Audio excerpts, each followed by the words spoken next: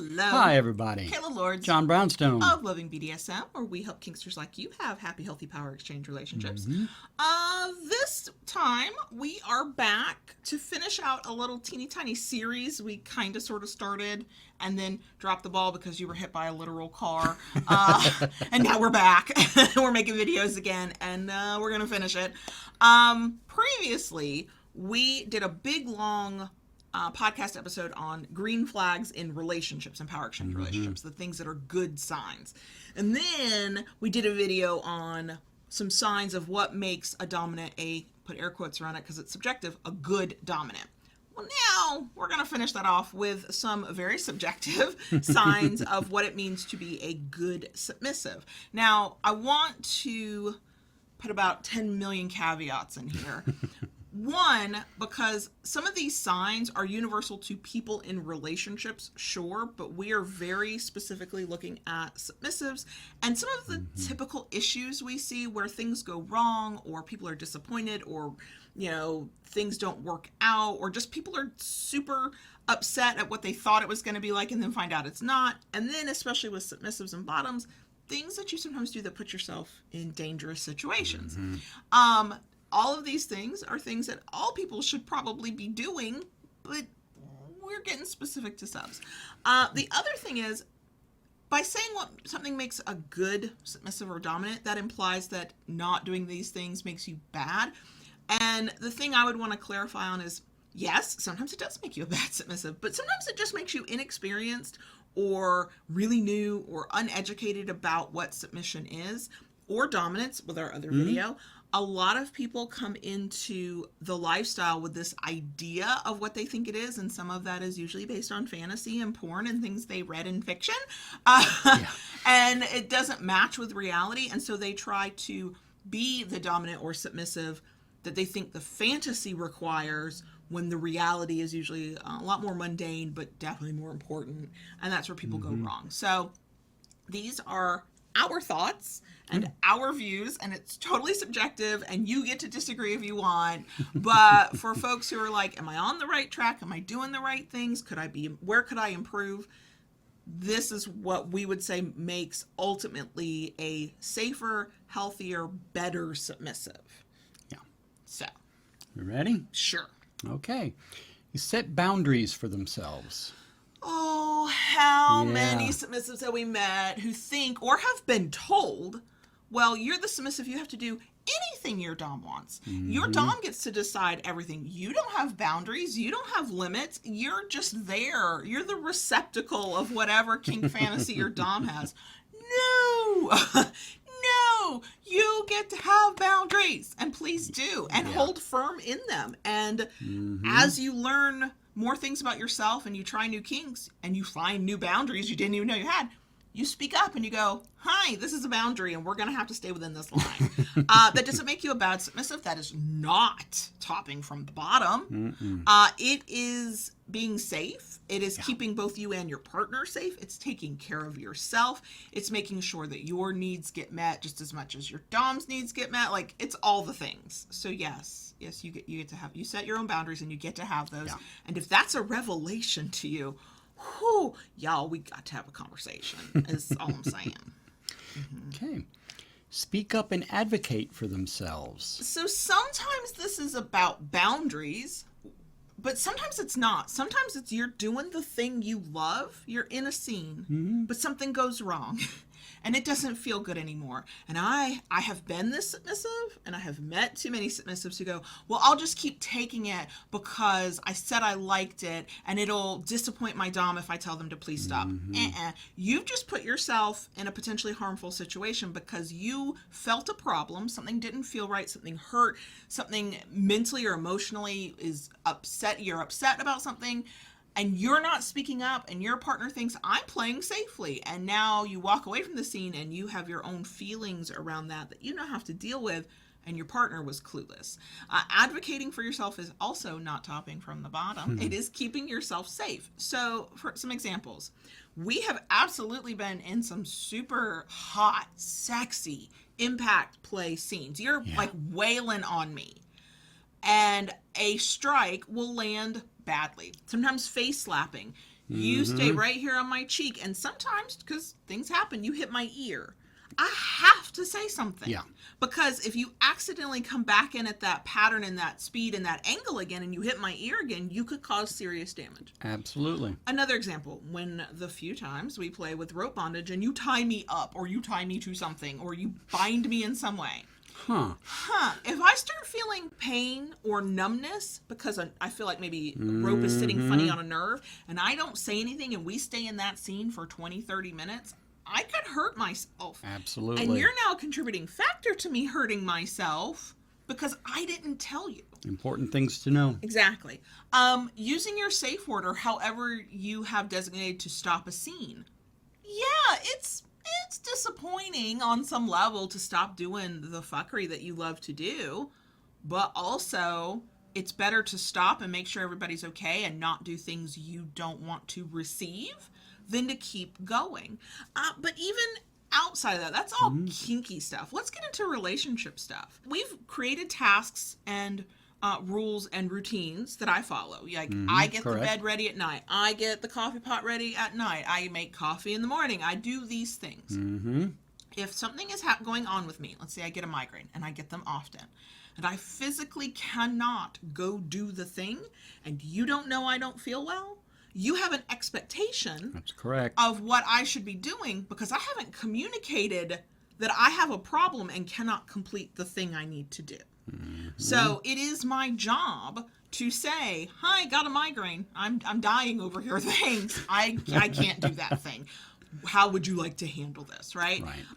You have not failed as submissive. You are, I don't want to say you're failing if you don't do this, but you are setting yourself up for serious disappointment, serious problems, a lot of trust issues, because your partner, your dom, has to trust that you're going to tell them what they need to know to make good decisions for both of you. And if you're letting them do stuff, and even though it's hurting you, or it's scaring you, or it's bad for you, because you're not saying something and you're not advocating for yourself, they have to know that they can depend on you to tell them what's going on. And a good dominant wants you to do that. Oh, yes. The one who gives you shit for it, I want you to run the hell away from them, okay? Because a good dominant, a dominant that cares about your needs and your safety, they're going to be like, oh, thank you for telling me. Let us now work with this new reality and find another way. There you go. Okay. Share information their dom needs to make safe decisions. So there's a line for everybody between what information your partner needs to know so that everybody stays safe versus your personal privacy. So if you know you have triggers of certain types of play, I know I have triggers. We love erotic humiliation and humiliation play. Like, it's kind of our jam. It's sort of mild compared to what you see like in hardcore porn, but we enjoy it. I know there are certain words he cannot call me. Yeah. If he calls me those words, I'm out of the scene and I'm back in 5th grade being bullied. Now, I could tell him, you cannot use these words with me. These are not sexy words to me. These are bad for me. And I don't have to tell him the whole situation of why they're bad. See what I mean? So I have to give you the information as my dom that you need to know so that you can figure out how we're going to play within our mutual boundaries safely without, unless I want to and feel like it, bearing my soul, right? So if you know you can't play with consensual non-consent because of things that happen to you, and since I didn't put a trigger warning on this video, I won't get into details, but I think you can all fill in the gaps. You don't have to go into the here's why I don't want to play with that, but you do need to go, no, we can't play with this. I can't do this. You saying today, I can't handle this, I don't want to play this way, does not stop you from 6 months, 6 years in the future going, I wouldn't mind trying that. Let me give you a little bit more history so you understand what's going on. You get to open up and disclose that kind of stuff, the personal reasons behind stuff, as you feel comfortable. And with some partners, you may never feel comfortable. They just need to know they can't do that. The partner who pushes and wants to know the why and demands these private details that you're not ready to disclose, that's a warning sign. Sometimes it comes from a place of caring, and sometimes it comes from a not understanding boundaries and them having the false belief that they need to know every nitty-gritty detail they really don't. They just need to know you don't want to do something. So if you know you cannot play a certain way, even though you like a kink, but there's a certain element of it you can't do, you've got to say that. But you don't have to say why. You don't have to give up all the details. Okay.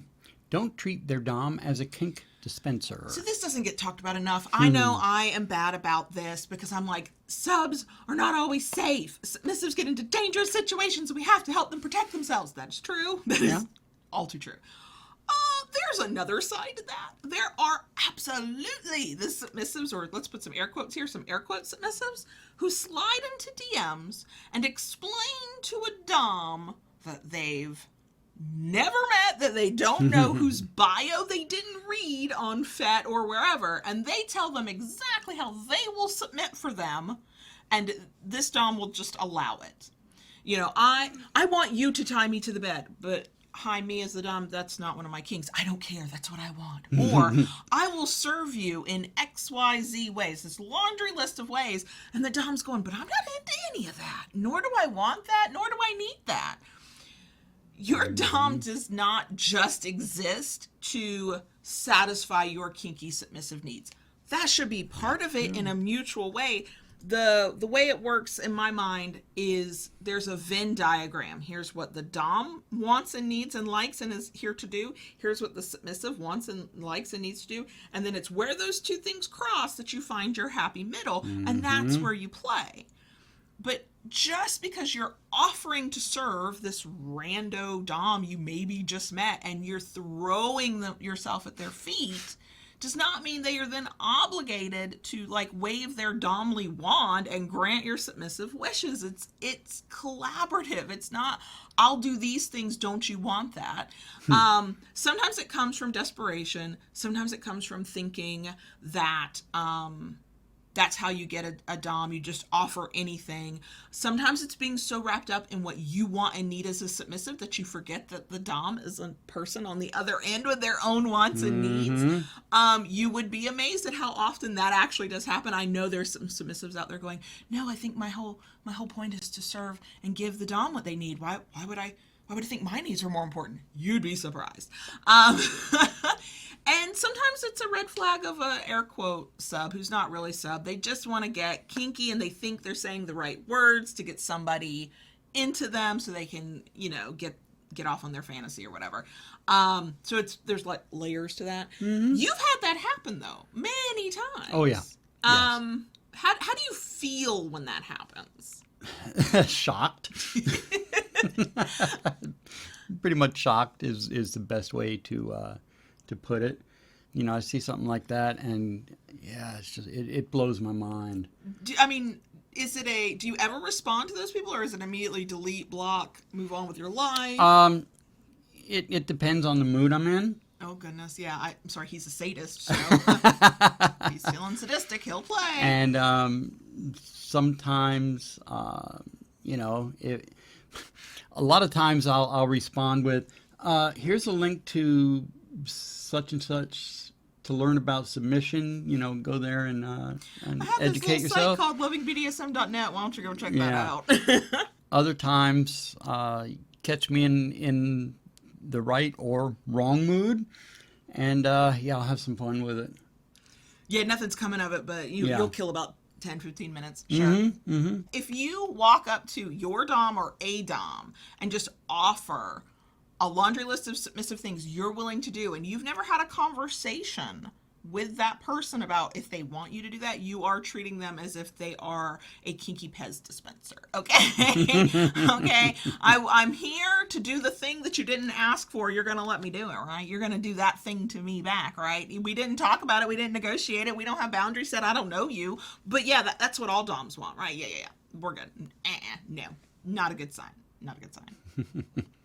Okay, brings us to understand they're supposed to receive as well as give. And this is where I see the problems happening the most. Yeah. So just like a dom is not a kink dispenser, you are also not a kink dispenser. This goes back up to the top where we're talking about boundaries.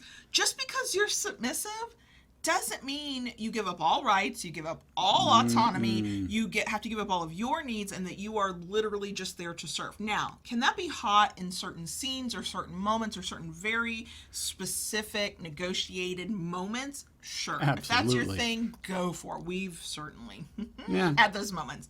But in general, like the bigger picture of your power exchange experience, you should be having your needs, at least some of them, fulfilled just as much as your dom is. You are not meant to be a doormat, except when that's your kink and you negotiate that scene. You are not just there to serve or to submit without your wishes and desires and wants and needs being considered as well. An example of this that we worked out early on, but it took some time because I had to figure out what was going on with me. So we love orgasm control. We are here for orgasm control. And we would do really long edging scenes because you love it. The sadist in you loves it. The masochist in me loves it, but the baby girl in me is like, could I just get some orgasms? Please, thanks. And you would do sometimes weeks-long edging sessions, especially when we were long distance, because it would build up to like when we were going to see one another again. What I learned is when I am being edged, so that's brought to the brink of an orgasm, and then you pull back and you don't get the orgasm. When I'm being edged for too long, that could be several hours on end without the orgasm at the end, or for several days, again, without an orgasm, I get stomach cramps. Like you develop physical discomfort from that, And I didn't say anything for a while because I didn't make the connection. And then I made the connection and I was like, but this is kind of a fun game. And I knew it made you happy because it's a control thing.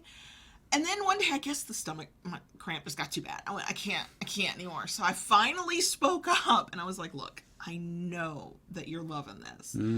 I can't keep doing this. It hurts and it doesn't feel good. And now I'm kind of like, because I'm getting a physical discomfort from the play's no longer fun. Can we fix this somehow? And we did. Had to change the game. We changed the game. And so there is still edging, but I always end with an orgasm. We don't end a single session anymore. If we're going to play with orgasm control, there's going to be an orgasm. We're not going to have me with a stomach ache. There are a lot of people I know out there who'd be like, but I'm the submissive. It's my job to suffer for... No! It's fine to consensually suffer in clear parameters of like your mutual kinks. Okay. But at the end of the day, you should not be made miserable by it, and you should be getting your needs met. It's the difference between good pain and bad pain. Exactly. If all you're feeling is bad pain, physical, mental, emotional, you're probably not getting your needs met. Something's going wrong there. A good dominant is going to want to know that. They're going to want to know when something doesn't feel right, when you're not enjoying it, when you're not feeling fulfilled by the relationship or the things you're doing. You are not there simply to serve and simply to take whatever your dom can give you, regardless of how it makes you feel. It's dom and sub. We are two sides of the same coin. There is a kind of a push-pull between whose needs are getting met. There is a negotiated inequality between the two of you. You are still two human beings on equal footing with one another, meaning you both get to say yes, you both get to say no, you both get to change things up and renegotiate, absolutely.